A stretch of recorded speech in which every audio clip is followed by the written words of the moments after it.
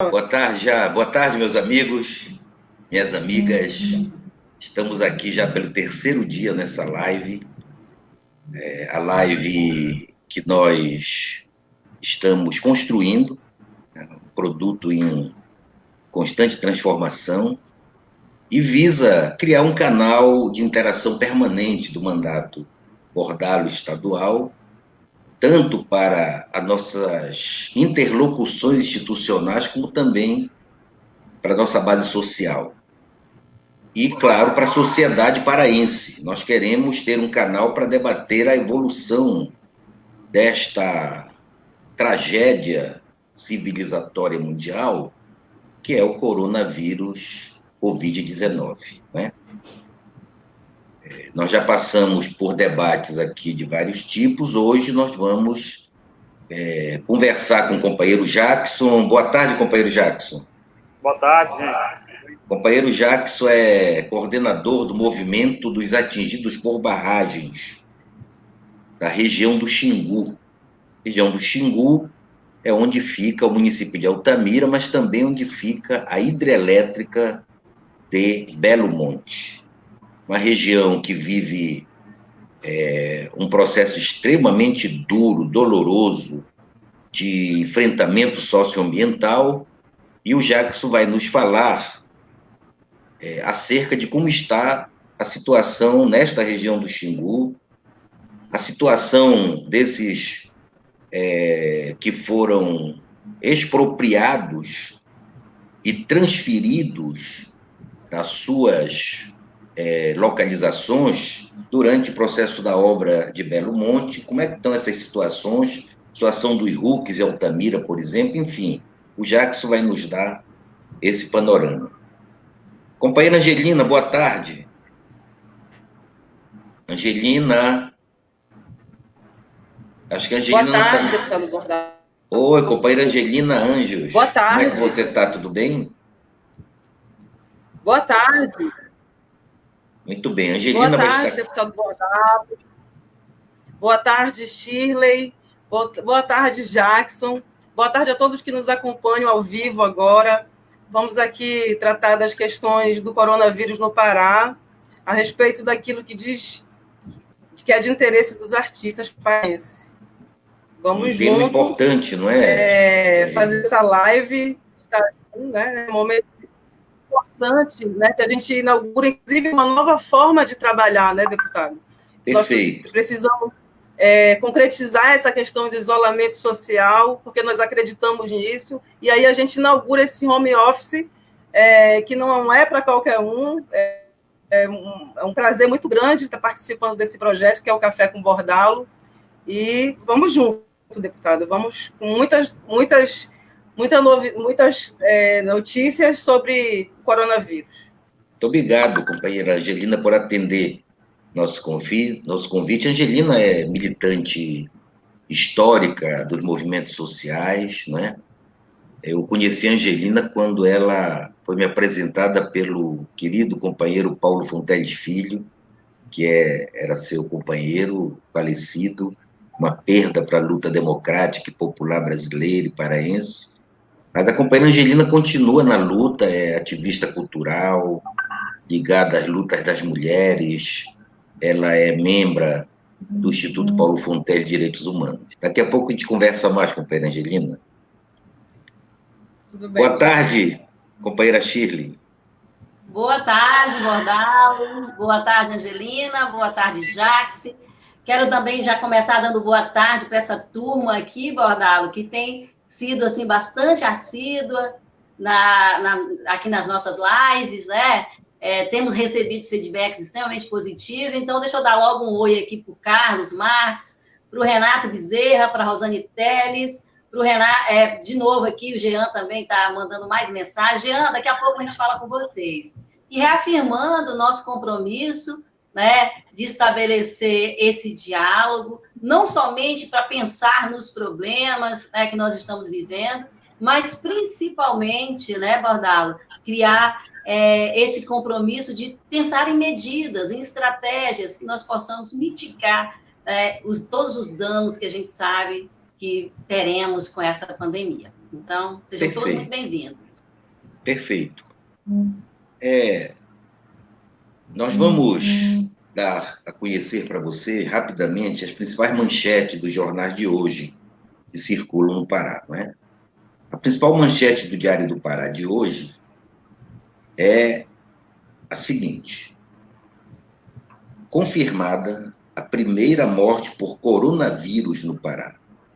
Acho que todos vocês já ouviram falar. A vítima foi uma idosa de 87 anos que morava em Santarém. Ela já tinha a saúde debilitada, teve contato com pessoas de fora do estado e morreu no dia 19 de março. O exame foi feito em um laboratório particular que testou positivo para o Covid-19. É importante essa notícia porque me lembro que, inclusive, daqui a pouco, Shirley, você vai, com certeza, repercutir os dados mais recente do estado do Pará. Sim. Lembra que eu alertei também para o fato de que tanto Santarém como Belém estavam recebendo muita gente de fora, que Santarém é maravilhosa, a região do Tapajós é maravilhosa, não é? Então, é evidentemente que atrai muito turismo, atrai muita visita, além do que você tem aí Paramaranhão é aqui, a Santarém, Cuiabá, você tem muitas entradas de estrada transamazônica, se interliga também com toda essa região. E, portanto, o Santarém começa a apresentar um quadro que demanda um certo cuidado. E outra manchete que eu quero destacar do diário é que em Marituba, a população está bastante indiferente com os cuidados acerca da proliferação desse vírus violento. É um vírus agressivo.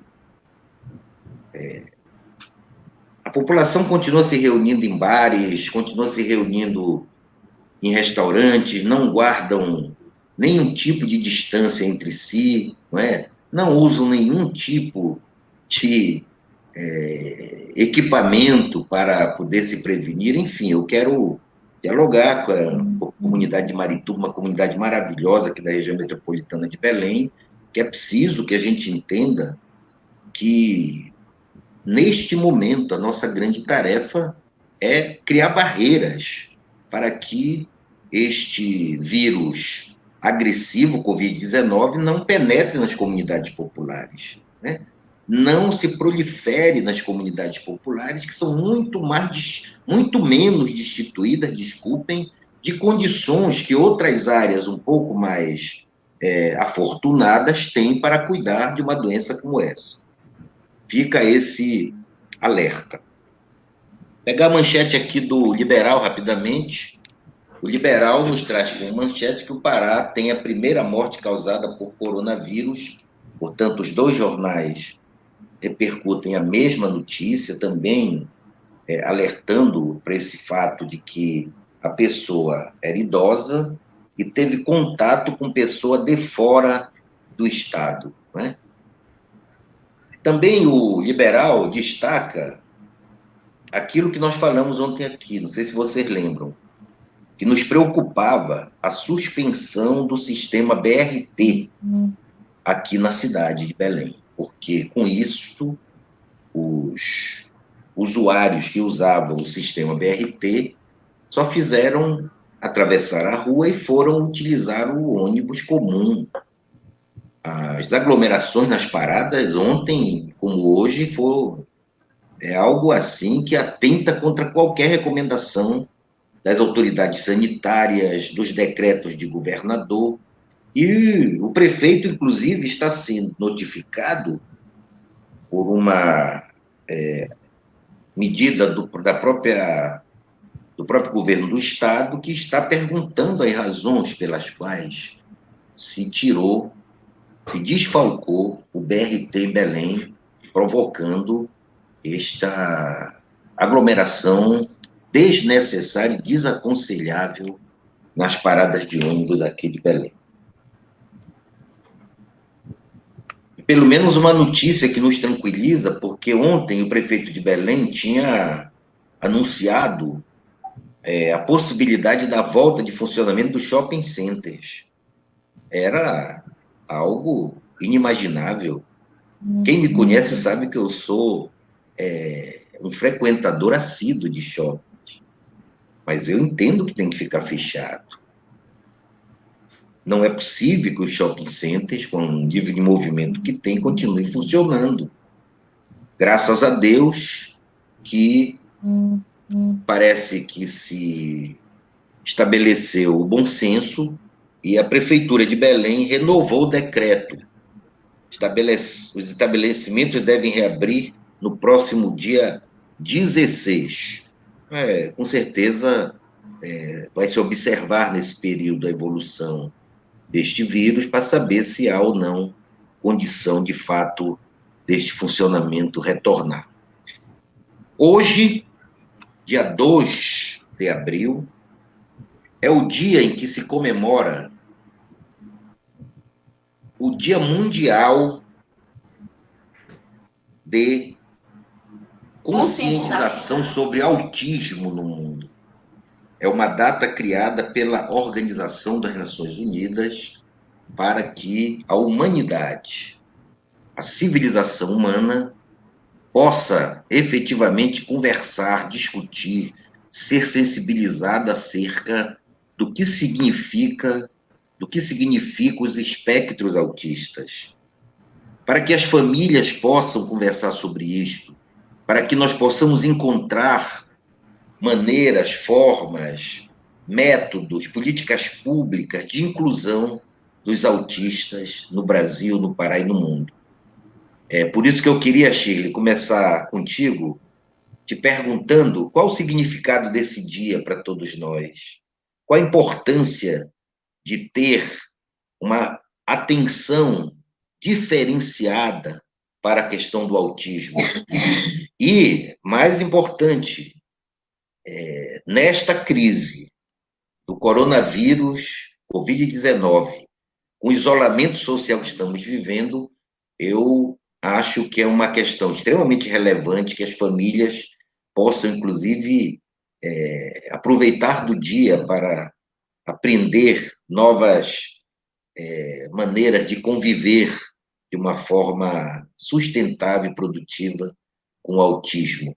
Shirley, por favor, eu queria te ouvir um pouquinho sobre isso. Então, essa data foi escolhida pelas Organizações Unidas com o objetivo de quê, né? De levar informações à população em relação ao transtorno do espectro autista, visando reduzir a discriminação e o preconceito, que a gente sabe que é muito grande, né? Contra as pessoas que apresentam esse espectro.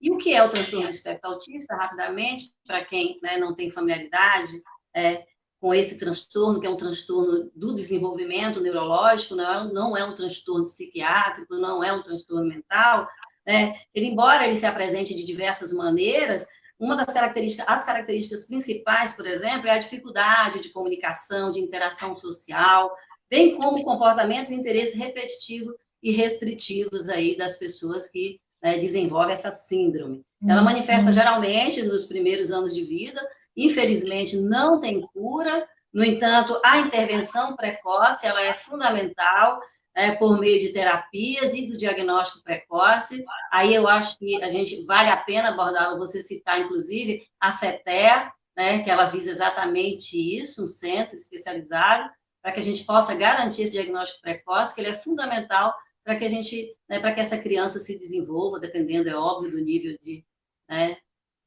para que essa criança possa se desenvolver. Talvez nem todos saibam que nós estamos vivendo, independente desta crise que estamos passando, que eu diria que ela é uma parada também para a humanidade se repensar, né? Eu tenho quase certeza que nós não seremos os mesmos depois desta crise do coronavírus, Covid-19.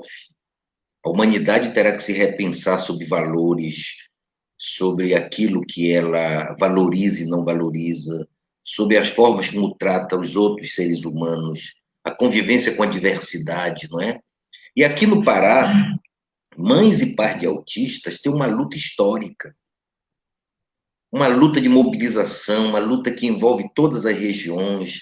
Nós temos testemunhos maravilhosos, testemunhos emocionantes de famílias que se desdobram para achar algum tipo, não é, de acompanhamento mais qualificado para suas crianças, porque o autista, se ele for devidamente diagnosticado e acompanhado nos seus primeiros anos de vida, o seu desenvolvimento alcança níveis extremamente satisfatórios, de 70%, 80% daquilo que será esse indivíduo para o resto da vida, ele ocorre nesse período até os 5, 6 anos de idade. E aqui no Pará nós conseguimos uma vitória.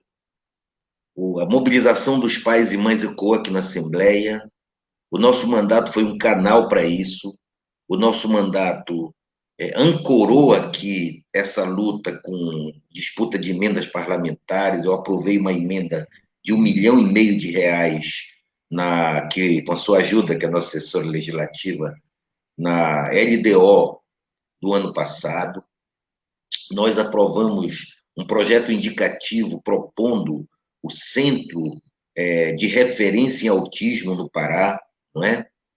E o governador Helder Barbalho, a meu juízo, vai ficar para a história, porque ele instala imediatamente, depois de uma memorável assembleia que houve aqui na Casa, na Assembleia Legislativa, promovida pelo nosso mandato e com um acordo com os movimentos de mobilização autista no Estado, o primeiro grupo estadual interinstitucional do governo do Estado, que é coordenado pela Secretaria de Planejamento e Gestão do Estado, de Administração e Gestão do Estado. A secretária Hanna é a secretária coordenadora, mas nós temos uma coordenadora técnica, que é a doutora Nayara Barbalho. Nayara Barbalho, que é uma referência como a professora Flávia Marçal, né? Como outras referências. Que nós construímos recentemente juntas, né, a Nayara conosco aqui e outros parceiros, a política estadual, né, voltada para... A professora Abud também é uma referência, não é? E aqui na Batista Campos, em Belém, está sendo adaptado um prédio que era da CESPA, um prédio muito bom, grande, que vai abrigar este centro. Se nada tivesse ocorrido, Shirley, amigos e amigas, esse centro já estaria sendo inaugurado em abril. Mas Sim.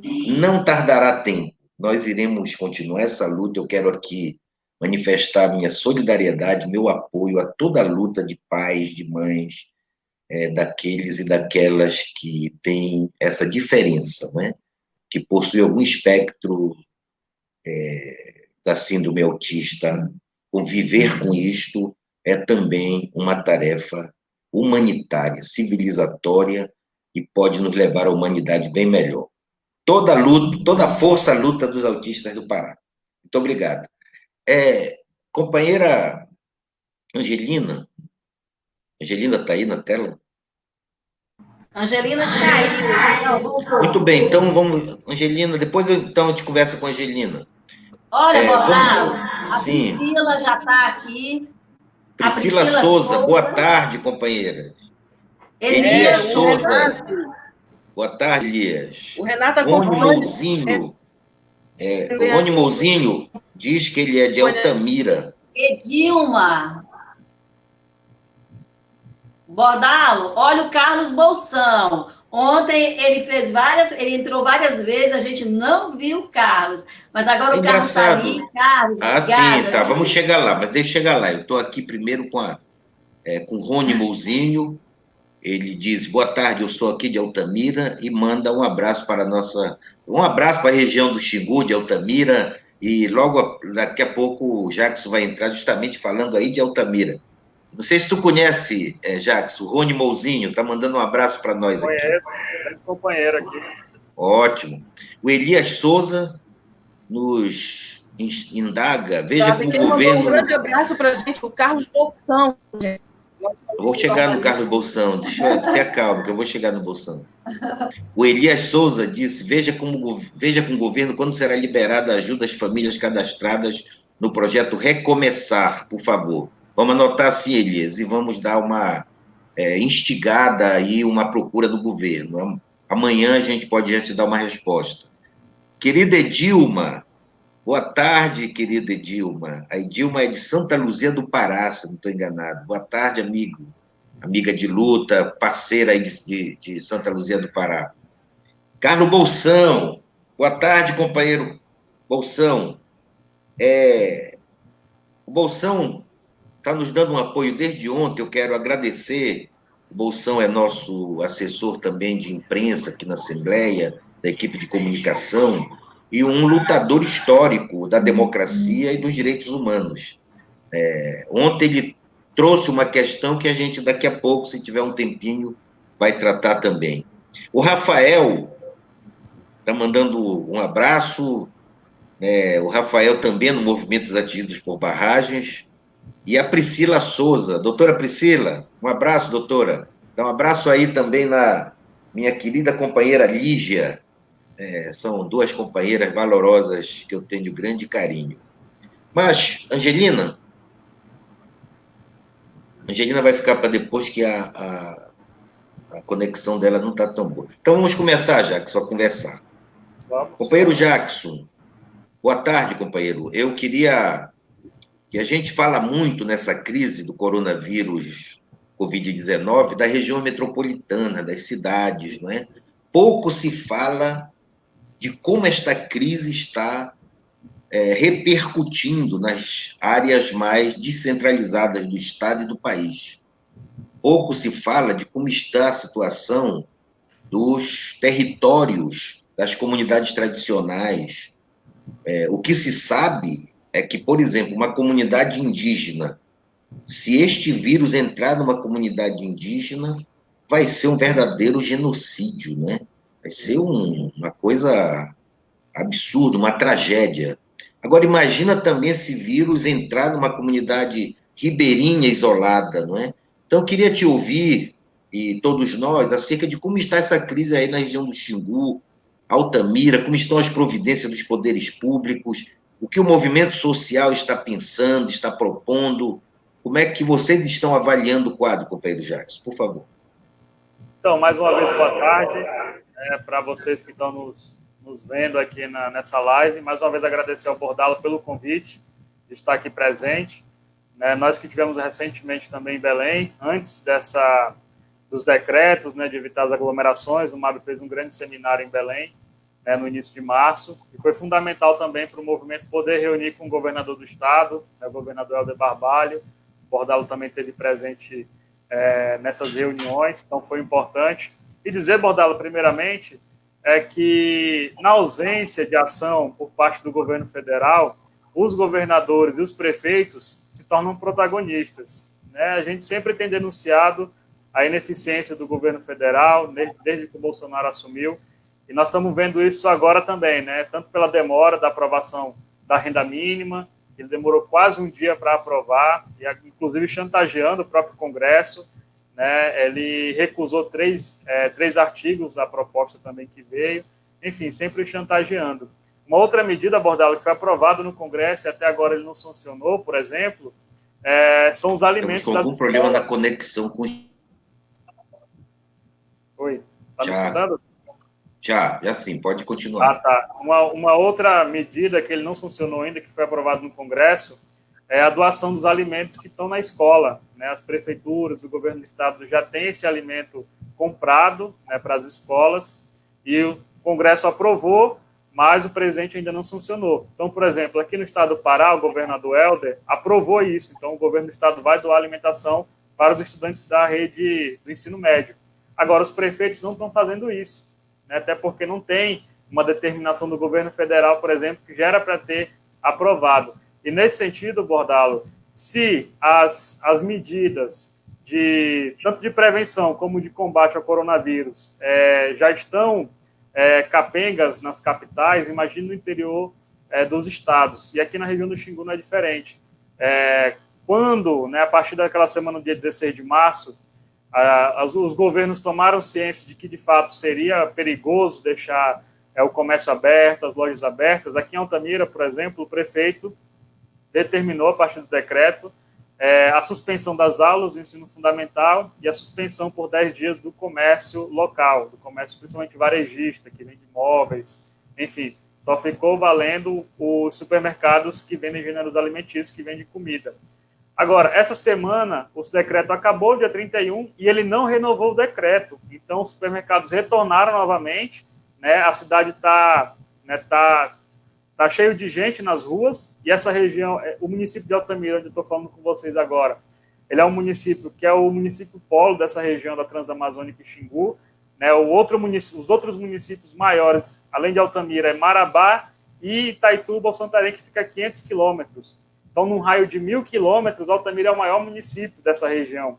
Então, tem gente que trabalha na Norte Energia, que é de fora dessa região, tem gente que trabalha na mineradora Belo San, que é a mineradora canadense, tem gente que trabalha na empresa chinesa que constrói o Leão de Belo Monte, no município de Anapu, tem aeroporto, a rodoviária funcionando normalmente. Então, o fluxo de pessoas de outros estados é grande aqui também. E a preocupação, Bordalo, é que, por exemplo, só hoje foram confirmados mais 3 casos em Santarém, por exemplo. A senhora que faleceu, que foi o primeiro caso confirmaram ontem, ela faleceu dia 19 de março. Então, assim, só agora que se tomou conhecimento, né, Jackson? Isso, então, assim, quantas pessoas a mais ela não deve ter transferido esse vírus sem querer, né? Porque ela estava acamada há cerca de 10 anos, né? Mas quantas pessoas já não devem ter adquirido o coronavírus? E a nossa preocupação aqui, Bordalo, na região do Xingu, é que não tem testes para as pessoas poderem fazer. As pessoas que estão com sintomas vão lá no postinho, vão na UPA, falam dos sintomas, mas o pessoal da saúde fala para eles voltar porque não tem teste. Então, isso é a nossa indignação nessa região. São cerca de 11 casos suspeitos, né, que estão em análise. Já foram feitos os exames e estão esperando o resultado. Então, essa região do Xingu, que são 9 municípios, tem 11 casos que já estão em análise. Estão em análise. Né, que falta a resposta. Então, essa é a preocupação. E aí, para encerrar essa primeira parte... Jackson, e aquelas famílias... aquelas famílias que eu visitei quando eu estive em Altamira como presidente da Comissão de Direitos Humanos, Defesa do Consumidor, que eu quero agradecer ao MAB pela gentileza da recepção e também pelo favorecimento de me levar para conhecer a realidade daqueles RUCs, né, daquelas áreas que abrigaram as famílias que foram expropriadas pela obra de Belo Monte. Como é que está aquelas áreas lá? Como estão essas famílias? Porque uma coisa muito séria que nós precisamos nos preocupar é com a sobrevivência dessas famílias, né? Como é que essas famílias que, quando eu visitei, já me levantavam muita dificuldade do ponto de vista do emprego, da renda, não é? Eu imagino que agora essa situação pode ter se agravado. Como estão essas famílias, Jackson, ali das áreas, dos bairros que receberam os expropriados pela obra de Belo Monte? Então, companheiro, aqui são 5 reassentamentos urbanos coletivos, onde moram cerca de 25 mil pessoas. Mais da metade dessas pessoas, que são em torno de... Repete do início, Jackson, que essa tua segunda intervenção... Sim. Estava com problema de conexão. Agora tu estás bem. Repete, número de famílias, essas coisas. Tá, então são 5 reassentamentos urbanos coletivos, né, que moram cerca de 5 mil famílias, totalizando cerca de 25 mil pessoas. Mais da metade dessas famílias vivem na informalidade, vendendo churrasquinho, né, vendendo no camelô, enfim, na informalidade ou de forma autônoma.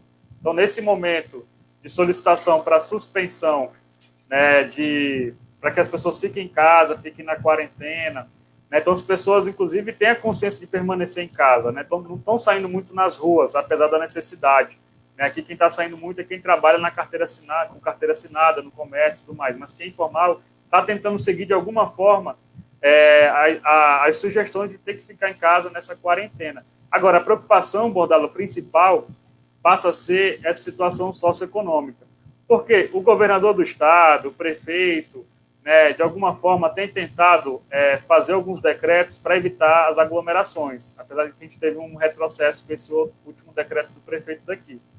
Mas a principal situação agora é a questão socioeconômica. Por quê?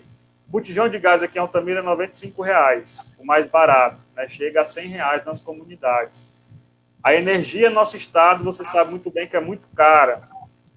A água aqui em Altamira não é a Cosampa, é a Cosalt. Então, uma briga danada entre a Norte Energia e a Prefeitura para ver quem está gerenciando o sistema. A alimentação cara por conta do aumento da demanda. Então, assim, a condição socioeconômica dessas famílias que moram nos RUPs, que são os reassentamentos urbanos coletivos, e também que moram em outros bairros periféricos, como Independente 1, que é uma comunidade que até hoje não foi reconhecida como atingida pela Norte Energia, Santa Benedita, né, o bairro Mutirão, enfim, são diversos bairros aqui em Altamira, né, em que a maioria da população estava na informalidade, que agora teve que frear um pouco, né, por conta da epidemia do coronavírus. O que nós, enquanto movimentos sociais, estamos fazendo aqui? Não só o MAB, mas os movimentos aliados. Nós estamos tentando fazer campanhas, né, igual a campanha da vaquinha, que a gente conseguiu arrecadar um bom recurso agora, e vamos continuar para formar... O MAB está fazendo uma campanha de solidariedade, é? Isso, semana passada o MAB, a Frente Brasil Popular... Divulga aí onde é que as pessoas podem Sim, levar a...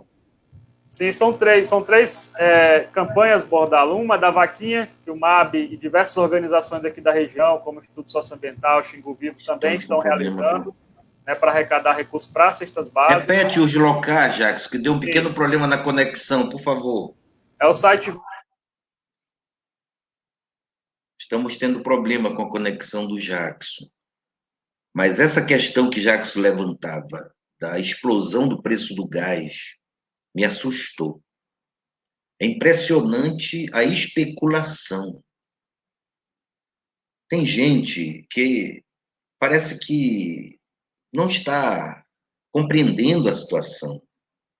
Quer ganhar lucro imediato. Tem gente comprando gás aqui no Pará a mais de R$100, R$120, R$150. Filas têm se formado para compra de gás. Eu faço um apelo aos nossos amigos revendedores de gás de cozinha. O governo precisava tomar alguma medida quanto a isso. Aliás, Shirley, anota para mim, para nós estudarmos medidas nesse aspecto da economia popular, que esteja sob a alçada do governo estadual ou do parlamento estadual, que nós possamos fazer para defender a economia popular, para defender o consumidor de baixa renda no nosso estado. O governo do estado já tem tomado algumas medidas importantes, não é? Acho que nós precisamos debater outras, no aspecto, não é mais permitido o corte de água, de luz, nos próximos 3 meses, não é? Mas eu acho que nós ainda podemos discutir aspectos relacionados com o que Jackson está colocando. Afinal, água, energia não são mercadoria. Isso eu aprendi na luta e aprendi no MAB, não é? Então, gás de cozinha, no preço que está, é uma afronta ao direito do consumidor, e numa situação de guerra como nós estamos, é pior ainda. Então, Jackson, por favor, agora que retornou, dê o endereço direitinho de onde as pessoas podem ajudar, contribuir com essa campanha de solidariedade que o MAB está implementando. Por favor. Então, deu uma caidinha aqui, mas é no site Vaquinha. Né? Tem um site chamado Vaquinha, em que nós temos uma campanha chamada Ajude os Povos de Altamira. É só pesquisar aí no Google. Depois eu deixo o link, né, aqui nos comentários. Mas essa é uma das iniciativas, Bordalo, junto com as outras organizações, como Xingu Vivo, Instituto Socioambiental. Uma outra interessante que nós realizamos semana passada, com a Frente Brasil Popular e a Casa de Educação Popular, foi entrega de sacas de carvão. A Secretaria de Meio Ambiente apreendeu sacas de carvão, 300 sacas de carvão, e nós conseguimos a doação de 150. E aí nós doamos para 150 famílias poderem economizar no gás. É uma economia de R$40 a R$50 com essas sacas de carvão. A gente sabe que prejudica o meio ambiente, mas em tempos de calamidade pública, em tempos de guerra, as famílias têm que sobreviverem, né, e foi essa forma que nós utilizamos. Então, são medidas que os movimentos têm tomado mas que não substitui as medidas do poder público, né? Porque é quem tem a máquina, de fato, principalmente o executivo. Aqui, inclusive, Bordalo, o MAB defende que a Prefeitura de Altamira e a Câmara Municipal aprove o decreto de calamidade pública, porque assim a Prefeitura pode remanejar recursos de uma pasta para uma outra pasta. E aqui a gente não tem dificuldade econômica porque tem os royalties da barragem, tem o ICMS também da energia elétrica gerada por Belo Monte. Né? Então, a Prefeitura teria recursos, sim, para realizar medidas socioeconômicas.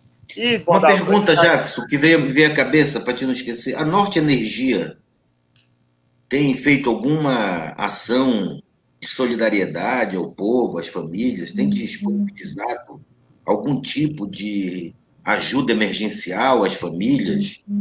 Porque a Norte Energia é a executora, para quem não sabe, que tem o comando e explora a hidrelétrica de Belo Monte. Inclusive, Bordalo, né, isso é importante porque são mais de 10 mil famílias remanejadas pela Norte Energia. E até agora, nenhum pronunciamento e nenhuma ajuda. Né? Enquanto a barragem está produzindo energia 100%, né, não parou a operação da hidrelétrica. A energia não perdeu nada até agora. Né? Ela vai só lucrar, né? Porque vai vender mais energia, porque o povo está dentro de casa assistindo televisão. É verdade, é verdade. Então ela vai ganhar mais energia. Fazer um apelo aí para os nossos amigos da Norte Energia. Afinal de contas, lucra muito aqui no estado, né? Explora um bem extremamente importante, que é universal, né? Que é a água, né? E é um momento que todos nós devemos abrir um pouquinho nossos corações, abrir um pouquinho nossas preocupações, não é? Eu vou apresentar uma emenda, uma moção, quer dizer, desculpem, na sessão online da Assembleia semana que vem, fazendo um apelo à Norte Energia, Jackson, para que ela possa desenvolver algum tipo de ação de solidariedade, de ajuda, de suporte, principalmente essas 10 mil famílias que foram remanejadas pelas obras de Belo Monte. Mais alguma coisa, companheiro? Não, companheiro, só mais uma situação. É que tem uma companheira aqui que quer participar dessa conversa aí, ela é lá de Altamira. Venha para nós. É a Elisângela Barros, Jackson, não sei se você conhece. Companheira da Ela diz o seguinte, ela diz que as pessoas que residem nos RUCs e outros bairros periféricos de Altamira estão vulneráveis, pois os trabalhadores são obrigados a ir em busca de alimento para a família e se expõem ao coronavírus. Ou seja, ela está dizendo que a questão do distanciamento social não está acontecendo em Altamira, né? Então, fala um pouquinho aí para a Elisângela. Mas foi isso que eu já... pode falar, Jackson, por favor. A companheira Elisângela também, que é da coordenação do MAD aqui, tem participado das lives também, né? Já recomendo nas próximas aí também, uma companheira... A Elisângela é uma grande companheira, eu conheci a morena... Sim, simpática, ela e a companheira da Serestinha, como é a companheira Isabel. Isabel da Serestinha, não é? Isso, aliás, eu conheci pessoas maravilhosas em Altamira, eu pretendo voltar bastante em Altamira, viu, Jackson? Sim, que bom. Vocês vão se enjoar da minha cara em Altamira, se Deus quiser. Mas, Jackson, vamos dar um tempinho aqui para as meninas, as companheiras, poderem repercutir a interação. Eu queria que vocês... lessem um pouco os comentários, as perguntas para nós, Angelina e Shirley, por favor. Eu queria fazer um comentário do... Pois não, posso fazer. Da Regiane Dias. Regiane, só preciso aparecer na... Já estou ao vivo? Já, Angelina, por favor. Então, o comentário aqui da companheira Regiane Dias, a empresa Serab, na região do Tapajós, cerca de 70% a 80% dos seus funcionários são estrangeiros e a cada 15 a 20 dias vão aos seus países de origem e depois trabalho. Qual o controle que se tem disso para garantir a dignidade humana desses trabalhadores externos e dos trabalhadores dessa região? Taituba, por exemplo, é uma das cidades mais cobiçadas do mundo. Poderíamos dizer que é a cidade mais internacional do interior, de decoração de pedras preciosas. Ou seja, o que ela quer saber qual a a providência que se tem quando se tem dentro de um município funcionários que vão para os seus países a cada 15 dias e retornam sem nenhuma vigilância. As barreiras sanitárias mínimas, né? Achei bem interessante. Que eu fiz, os municípios podem fazer, o Estado já está fazendo, que é não impedir a entrada, porque isso teria que ser uma medida federal. Fechar a fronteira não é competência de município e o Estado também tem limites quanto a isso. Mas é possível você fazer a triagem sanitária. Ora, se alguém está, antes de desembarcar, seja de um avião, seja de um navio, seja de uma carreta, seja o que for, tem que se dirigir a algum local antes de adentrar, não é, na coletividade, para ser feito o teste de temperatura, saber se não está com algum tipo de indício ou sintoma que indique que pode estar com o vírus do Covid-19, na verdade. E nesse caso, então, esta pessoa seria separada para uma avaliação melhor. Eu acho que tem que haver pressão sobre as prefeituras, procurar o Ministério Público. O Ministério Público tem sido ativo em muitas áreas, inclusive obrigando o poder público a fazer coisas que o poder público às vezes não quer fazer, ou por algum tipo de inércia, ou às vezes por causa de influência e pressão política, que nós estamos falando aqui de interesses muito poderosos, viu, Angelina? Não são interesses qualquer, são interesses poderosíssimos. Itaituba, que eu quero mandar um abraço aos nossos amigos de Itaituba, não é? Que convive com um conjunto de portos ali em Miritituba, não é? É muito cobiçada aquela área. Então, não é à toa que durante a ditadura militar, Itaituba, se eu não estou enganado, era inclusive considerada área de segurança nacional, não é? Então, eu recomendo isso, luta local, mobilização, entendeu? Pressão sobre os executivos municipais, pressão sobre... procura dialogar com o Ministério Público, Defensoria Pública do Estado, da União, para defender a vida, defender a integridade das pessoas. Agora, a vida é mais importante que qualquer porco, a vida é mais importante que qualquer carga. O interessante, deputado, é que... Qualquer interesse. Pois não, Shirley, é você que está falando? Não, a Angelina Bordalo. O interessante, deputado, é que todo mundo fala que a gente precisa viver um outro momento depois que isso passar. Mas a realidade é que esse momento ele precisa ser vivido já agora. Que as pessoas tenham um sentimento do coletivo, da importância de pensar no outro, da necessidade do isolamento social, que sem o isolamento social a gente não vai vencer.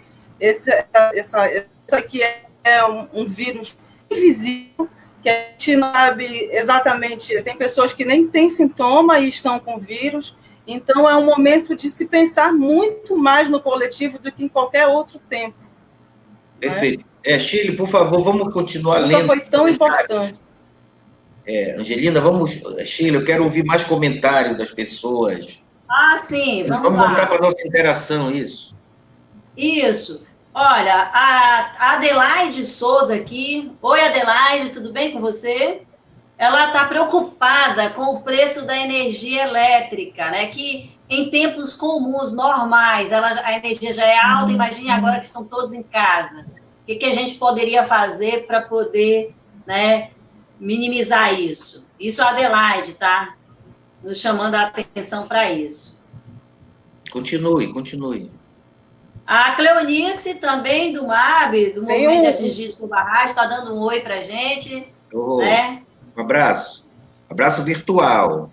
Comentário aqui da Beatriz Silva, deputado, e todo mundo que assiste. A Beatriz Silva fala o seguinte: aqui em Abaetetuba, a nossa feira está todo mundo trabalhando e o prefeito não tem um apoio social para o município. O povo todo se aglomerando, estamos abandonados. Lá em Abaetetuba, a feira está funcionando geral, não tem... Agora, vamos registrar essa questão da feira para uma abordagem futura. Muito importante. Como é o nome da companheira de Abaetetuba? Beatriz Silva. Um abraço, Beatriz. Obrigado, querida, a Vitória pela tua participação. A Vitória Furtado está perguntando o que é possível fazer para subsidiar o gás para os mais pobres. Boa E pergunta. com relação Um abraço a à isso, Vitória. com relação à assistência, a garantia da assistência aos mais pobres, hoje mesmo o diretor-geral da OMS, da Organização Mundial de Saúde, né, Tedros Adhanom, ele disse que o número de mortes no mundo mais do que dobrou na última semana, e a gente tem acompanhado isso, né? E que ele está temendo as consequências sociais, mesmo econômica e política, por exemplo, na África, na América aqui. Ele cita muitas vezes... Vamos registrar a questão da Vitória. Um abraço, Vitória. Companheira Vitória, atriz, Bragantina. Ela mistura Bragantina com carioca e acabou dando uma coisa maravilhosa. Quem conhece a Vitória, como eu conheço, sabe que essa mistura de Bragantina com carioca deu uma química maravilhosa. Um abraço, companheira Vitória. Vamos registrar sua questão para que... deixa eu dizer uma coisa para vocês. Aqui, essa live também é um espaço para a gente recolher as questões dos municípios, do povo, porque eu, primeiro, fui indicado pela bancada do Partido dos Trabalhadores, que é formada também pela deputada Dilvanda Fari, deputado Disseu Tencaten, para representar a bancada na comissão externa do parlamento, que vai ser instalada para dialogar permanentemente com o governo do Estado acerca das medidas, da evolução, do combate ao coronavírus. Então, eu preciso desses subsídios, como esse de Abaetetuba, como essa sugestão da Vitória, como a questão que os companheiros de Altamira estão trazendo. A live também foi gerada como um espaço para essa alimentação, vamos dizer assim, de elementos para a nossa ação. Mas vamos continuar, Shirley, leia mais Olha, comentários. Bordalo, o Carlos Bolsão, ele diz o seguinte: égua, gente, ontem no Jurunas eu tive a impressão que o coronavírus ainda não chegou no estado do Pará, porque os bares funcionando normalmente, vendedores ambulantes nas ruas, então, aglomerações em todo o Juruna. E aí ele pede para a gente, que apesar do esforço do governo do estado, ele reforça isso, em aviações, né, e ações na mídia, as pessoas parecem que não compreenderam a importância do distanciamento social. Essa observação. Falamos bastante sobre isso ontem, inclusive, né? Que tem que haver uma consciência pessoal e coletiva e social. O governo tem limites, a não ser que se vá para esse tipo de postura como nas Filipinas, que o presidente deu ordem para atirar nas pessoas que estão na rua, né? Ou do Rio de Janeiro, que o governador se pronunciou dizendo que não faz mais apelo. Ele vai dizer, nós precisávamos nos conscientizar, meus amigos e minhas amigas, que essa é uma consciência que cada um de nós tem que ter. É preciso que, antes que os outros gostem de mim, eu tenho que gostar de mim. Não adianta autoridades estarem preocupadas comigo, que agentes comunitários de saúde estejam preocupados comigo, que o governador esteja preocupado comigo, se eu não estou preocupado comigo. Então, esta coisa da falta de uma compreensão do momento que estamos vivendo é algo muito sério, Carlos. Viu, Bolsonaro? Eu tenho percebido essas coisas. Eu tenho percebido que algumas agências de banco, por exemplo, que estavam superlotadas, hoje amanheceram, pelo menos com um nível de organização, não tinha nem fila, as pessoas estavam amontoadas na porta do banco. Hoje, eu percebi em uma ou duas agências já a preocupação com fila, mas o próprio povo organizando a fila. Então, eu acho que nós temos que pensar na continuidade dessa guerra, ter uma guerra pedagógica. Nós temos que ter uma arma pedagógica poderosa. Temos que usar mais os meios de comunicação, acho que o governo está usando pouco os meios de comunicação. Vamos estudar medidas, Shirley, que possam ser feitas no sentido de que campanhas de conscientização sejam mais efetivas. Está tendo muito pouca campanha de conscientização. Não apenas essa campanha que é dizer o que causa, o que não causa, mas campanhas de convencimento, né? Está registrado, companheiro Carlos, e vamos continuar trabalhando. Por favor, vamos continuar um pouquinho mais com os comentários. A Beatriz Silva faz um comentário semelhante, só que ela é de Abaetetuba. E ela diz Sim, lá que da eles feira, estão, não é? Lá da feira, não é? eles estão se sentindo completamente abandonados lá, sabe? Vamos olhar. Continue. Aí o José Maria de Freitas, ele está nos parabenizando, mandando um abraço aqui. Outro abraço para você, querido. Companheiro Freitas é companheiro militante histórico do Partido dos Trabalhadores, movimentos sociais. O companheiro Freitas, para quem não lembra, já comandou a Guarda Municipal de Belém, no nosso vitorioso governo do povo, né? Um abraço, companheiro Freitas. Vamos lá. O que é que diz o Freitas?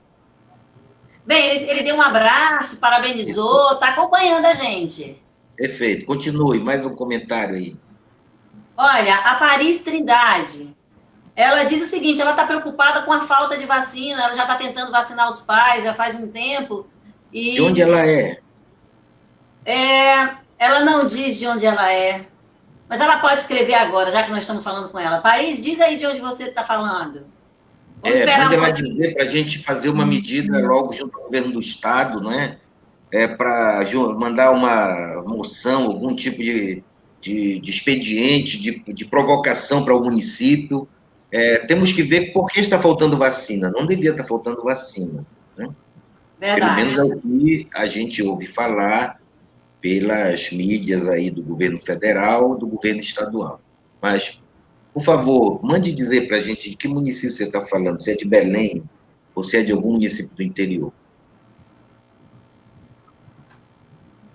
A Melri Silva, ou Mari Silva. Mari, desculpe se eu estou lendo o seu nome, eu não estou lendo corretamente. Ela queria saber quando é que ela vai sair da lagoa, né?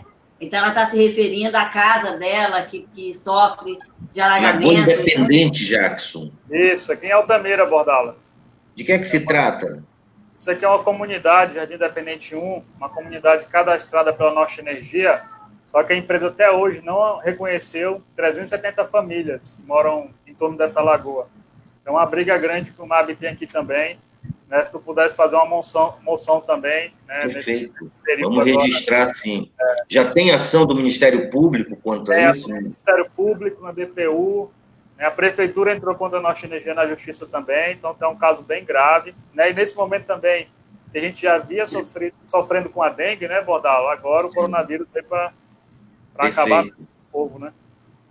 Jackson, por favor, me envia os elementos mais completos sobre a questão para a gente ver o que a gente faz também aqui, a partir do Parlamento Pedir para a do Lília Estado. colocar o nosso e-mail. Lília, coloca o nosso e-mail, por gentileza. Lília é da nossa assessoria de comunicação. Só para, repita sempre o e-mail para que as pessoas possam enviar mais dados. A Lília mais fica repicando aí o nosso e-mail para contatos e envio de informações, de denúncias, daquilo que está ocorrendo, tá?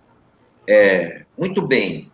Depois a gente volta para a interação. É muito, muito bacana. Obrigado a todos, a todas por terem vindo aqui dialogar conosco. Eu queria acionar a companheira Angelina Anjos. Angelina, está tudo bem? A conexão da Angelina não está tão boa, não é? Estou ótima, deputado. Estou aqui. Ótimo. Está me escutando bem? Estou lhe escutando bem. Angelina, nesse quadro todo, tem um segmento que pouco se fala, né? Mas são os artistas. Exatamente. Como está a situação dos artistas? Principalmente dos artistas populares, desses artistas que não têm grandes mercados, grandes contratos, não é? Você poderia facultar assim, algum conhecimento da relação que você tem com o meio? Como estão esses artistas paraenses hoje, companheiro? Sim, deputado. Com as medidas restritivas que foram adotadas devido ao coronavírus, os artistas tiveram da sua renda totalmente liquidada. E o governo do Estado, através da Secretaria de Cultura, lançou um edital chamado Te Aquieta em Casa. Na verdade, esse edital é para fazer essa transferência de renda para os artistas. No primeiro momento, o edital teve uma primeira etapa, que foi até o dia 30 de março, que vai selecionar 120 artistas. Hoje, que é dia 2 de abril, abriu a segunda etapa, que vai selecionar mais 130 artistas. Hoje? Hoje está abrindo a segunda etapa do Festival Tia Quieta em Casa. E até... Como é que o artista faz para se cadastrar nisso, Angelina? O artista vai no site da Secult, baixa lá o edital e se inscreve. Precisa se inscrever e anexar alguns documentos que são básicos. Comprovante de residência, RG, CPF, PIS. Por que precisa isso? Porque eles estão lidando com recurso público. Precisa saber para onde esse dinheiro vai. Então, tem que ter depois prestação de conta, né? E existe uma outra etapa do Festival Tia Quieta em Casa, que as inscrições iniciam a partir do dia 15 de abril. Então, serão 3 etapas, que na primeira vai selecionar 120, na segunda 130 artistas, e na terceira mais 130. Além do Festival Tia Quieta em Casa, tem o edital do Pré-Amar de Cultura, que era um edital que estava previsto para funcionar daqui a mais um tempo, para finalizar, mas devido ao problema do coronavírus, a Secretaria de Cultura fez um esforço e antecipou o final desse edital, que seria 45 dias para 20 dias, para que os artistas pudessem... Os interessados, viu, Thaís? Está na nossa tela, site da Secult. Vai lá e se inscreve. Todos os fazedores de cultura e fazedoras são assim, convidados. É muito importante que participem. Também tem muita situação, deputado, assim, continuando sobre o Pré-Amar de Cultura. É um outro edital que vai premiar 100 artistas com um valor de R$28 mil. Então, ao todo, a Secretaria de Cultura vai privilegiar, né, perto de 500 artistas, sendo que esse Pré-Amar de Cultura são grupos, então são muito mais, são grupos de artistas que se reúnem, não é só um artista, claro que um se inscreve, mas grupos que participam. Muito bem. Então, você que é artista popular, você que está, como todo brasileiro e brasileira paraense, não é? Eu imagino minha solidariedade a vocês também pela dificuldade que já tinham antes e continuam tendo ainda mais aprofundado com esta crise do Covid-19. Mas está aí, então é uma oportunidade, vamos aproveitar, não é? E, Angelina, você já conhece alguém que tenha tido alguma resposta da Secult neste programa que foi criado? Não, como já tem em casa, qual é o nome? Tia Quieta em Casa. Tia Quieta em Casa. Eu conheço uma pessoa, uma artista, que teve acesso a isto, parece que ela recebeu, ou se eu não estou enganado, esse programa faculta o acesso aos R$1.500, alguma coisa assim. R$1.500, deputado. Isso, a produção em casa. Produção em casa. A companheira Vitória Furtado, produção em casa, veio aqui há pouco, ela já teve uma participação. Ela fez uma performance. Esta semana ela fez uma performance. Eu até disponibilizei na minha página, Deputado Bordalo, a performance da Vitória Furtado. Então, é algo que está ocorrendo. Serão vídeos de 5 minutos. Foi bacana, foi muito legal a performance. Vamos fazer outras, né? Então, ir lá no site... Então, deputado, esses artistas que estão disponibilizando com a hashtag lá, Tia Quieta em Casa, são artistas que estão fazendo de forma voluntária ainda. No dia 30, agora já saiu a primeira leva de 120 artistas, mas eu ainda não tive nenhum contato dos meus amigos que eu enviei o edital, de que já foram de saber quem já foi selecionado. Porque o Pará tem muito, é um celeiro cultural, né, deputado? O Pará é riquíssimo, né? O Pará é um universo próprio, né? Nossas regiões são regiões maravilhosas. Nós estávamos falando aqui com o Jackson, mas o pessoal, toda a população destas regiões, Santarém tem uma cultura maravilhosa, toda essa região do da chamada Calha Norte ali, e a Transamazônica, que é uma outra cultura que já teve uma miscigenação importante com essas culturas que vieram do Sul, atraídas para cá pela coisa daquela palavra da ditadura militar, que era terra sem homens para homens sem terra, não é? Mas acabou tendo uma miscigenação muito grande. Você vai aqui para a região do Tocantins, é uma cultura, a cultura cametaense, a cultura de Limoeiro do Achuru, de Igarapé-Miri, de Abaetetuba. Lembra que Abaetetuba é uma referência no artesanato de Miriti, por exemplo? Então, onde nós vamos? Belém é um celeiro de artistas nos bairros.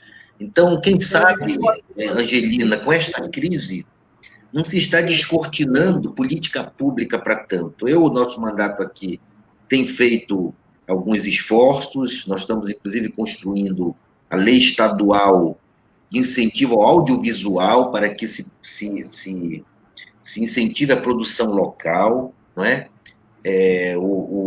Nossos paraenses, nossos companheiros que estão radicados aqui, que trabalham com a produção independente audiovisual, passo muita dificuldade. Eu consegui uma emenda no orçamento do Estado de R$500 mil para incentivar e apoiar produções de audiovisual no Estado, mas é pouco, mas mesmo assim eu já consegui R$500 mil. Já é alguma coisa. Mas eu acho que a crise pode trazer elementos, como eu aprendi com a cultura chinesa, uma moeda tem dois lados, né? É preciso olhar os dois lados, o lado da crise, mas o lado da oportunidade.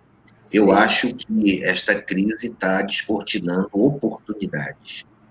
Temos que desenvolvê-las, primeiro dentro da guerra, dentro da crise, mas no segundo momento, passada esta crise, nós possamos ter efetivamente um conjunto de iniciativas que foram tomadas, empurradas às vezes pela necessidade, mas que descortinam futuros melhores para nós e para a humanidade.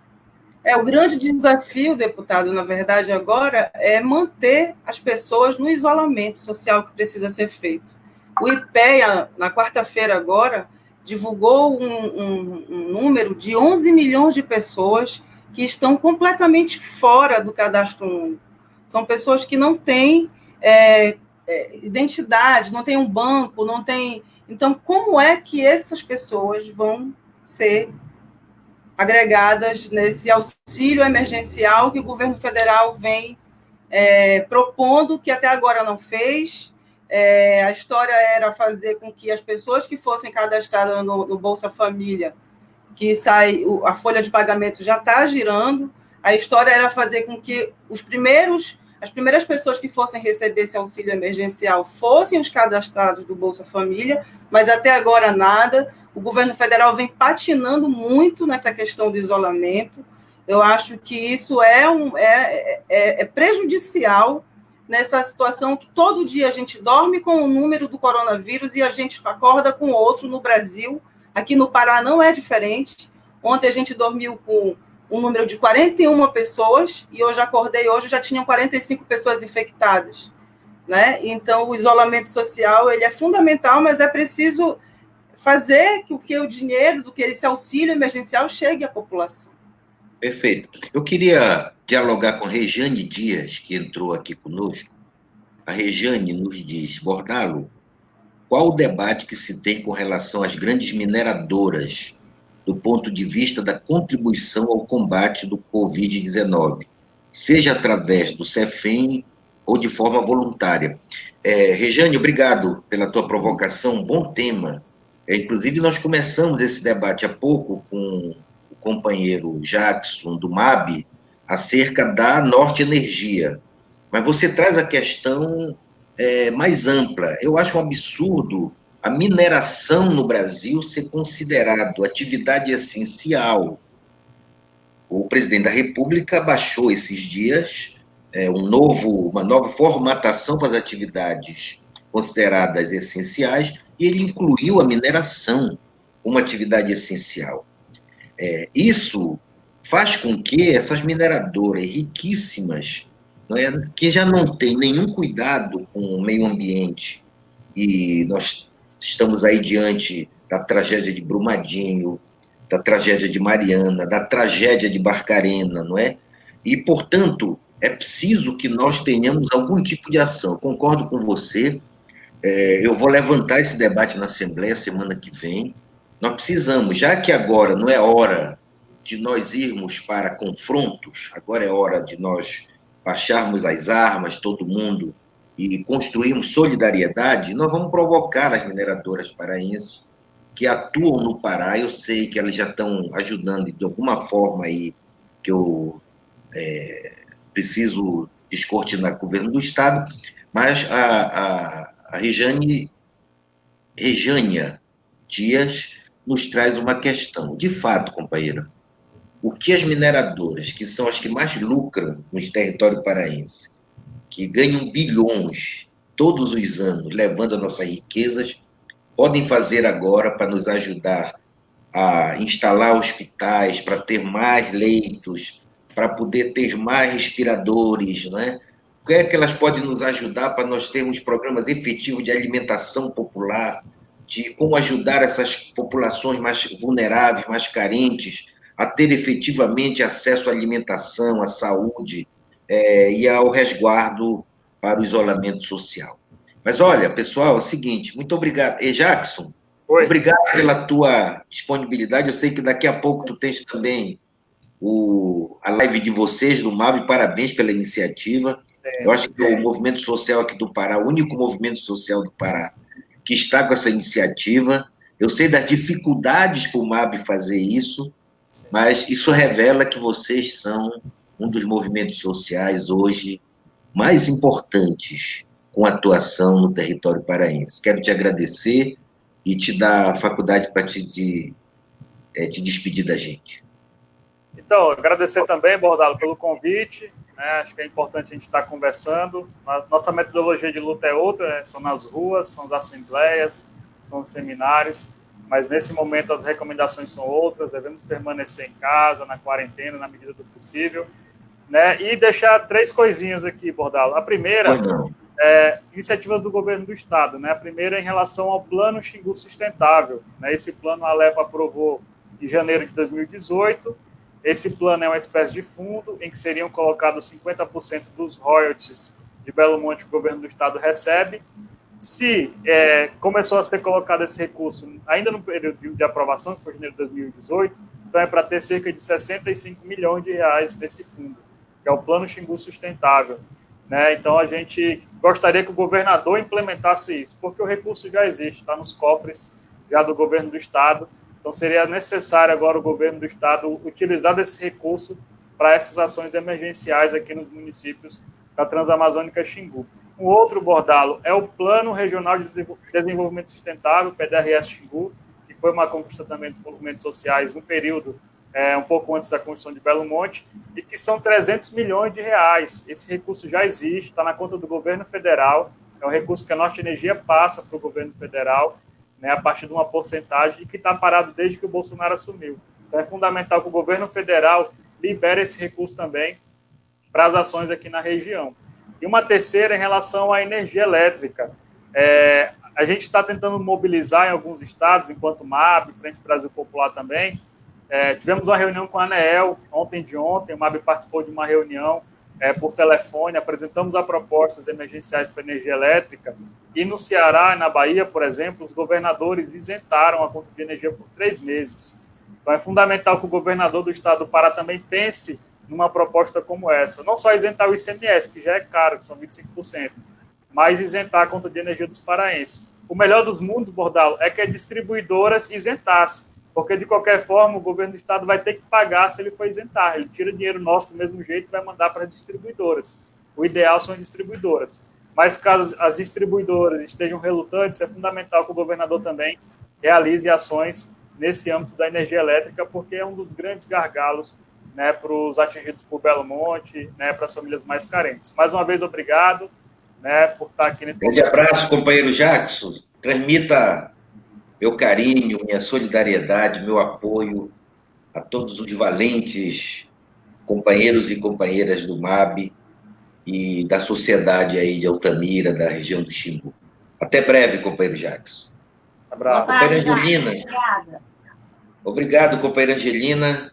Suas Quero palavras agradecer finais. também, deputada, agradecer a super audiência, né? Foi uma super audiência que nós tivemos. Dizer que o Café com Bordalo vai estar aqui no front, no combate ao coronavírus. Avisa todo mundo, a informação precisa chegar, Amanhã vamos principalmente aos estar mais aqui de novo, vulneráveis. às 16 Então, horas. então a gente pede para as pessoas compartilharem no Zap, né? Que o Café com Bordalo entra todo dia às 16 horas, de segunda a sexta. E dizer, deputado, que a vitória ela vem como ondas de calor humano.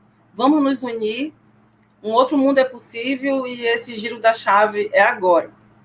Obrigado, Angelina. Um beijo virtual. Companheira Shirley, Beijo. as suas considerações finais, companheira. A todos, para nós é um imenso prazer e um compromisso, acima de tudo, de estar trazendo, né, as informações corretas, que a gente sabe, Bordalo, que essa superexposição das pessoas a informações desencontradas, aos fake news, tudo isso, né, além dos problemas que a pandemia traz, né, ela cria um pânico, um temor, né, um medo desproporcional nas pessoas. E o que acontece? O que nós temos aí como comorbidade já? Um número altíssimo de doenças mentais. Então, a gente precisa aí, né, ter esse compromisso de saber onde a gente realmente pode acessar informações sérias. E, além de tudo isso, aqui é um espaço onde a gente pode dizer para vocês o seguinte: nós não estamos só, né? Nós estamos juntos nessa. E quando nós sabemos disso, nós nos sentimos muito mais fortes. Né, saber que vocês precisam saber que tem um ombro amigo aqui, que tem o nosso apoio, tá? Todas as tardes, contando com vocês, espalhe essas informações aí, traga mais gente. Bordalo, olha, rapidinho, a Simone Carvalho de Nova Pixuna, ela conseguiu acessar hoje, ela ficou bem beijo, feliz. Simone, eu sei quem é a Simone, companheira do Sindicato de Trabalhadores Rurais. Um abraço aí ao povo de Nova Pixuna, né, que tem muito carinho. É uma região mais distante ali daqui do nosso mandato, mas o nosso mandato também atua lá. A prefeita Graça, nosso secretário de Agricultura, Eduardo. Grande abraço a todos. E eu aproveito também para mandar um abraço para a Isabelle Melo, que entrou aqui conosco, nos parabenizando. Obrigado. Contamos com você amanhã, Isabelle, a partir das 16 horas. Terminou, Shirley? Ok, terminei. Um abraço grande, pessoal.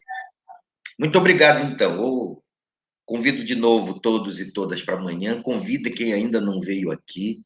Esse aqui é um espaço de interação. Nós estamos construindo também juntos. E eu quero terminar hoje me lembrando de uma palestra que eu escutei do líder seringueiro do Acre, que naquela palestra ele falou, Chico Mendes, que no início da militância dele, da luta dele, ele pensava que ele lutava pela floresta. Depois ele descobriu que ele lutava pela Amazônia. E, ao final, ele se convenceu que ele lutava pela humanidade. A luta para que essa tragédia tenha o impacto menor possível na civilização humana é uma tarefa humanitária civilizatória. Eu quero convocar todos e todas, convidar a gente desenvolver todos os esforços, nos prevenirmos individualmente, mas nos preocuparmos com a família. Veja o caso desta senhora que faleceu em Santarém. É um caso emblemático. Quer dizer, como foi que uma pessoa vinda de fora foi conviver com uma senhora já na idade dela? Ou seja, se cuidados tivessem sido feitos, talvez esta vida tivesse sido preservada.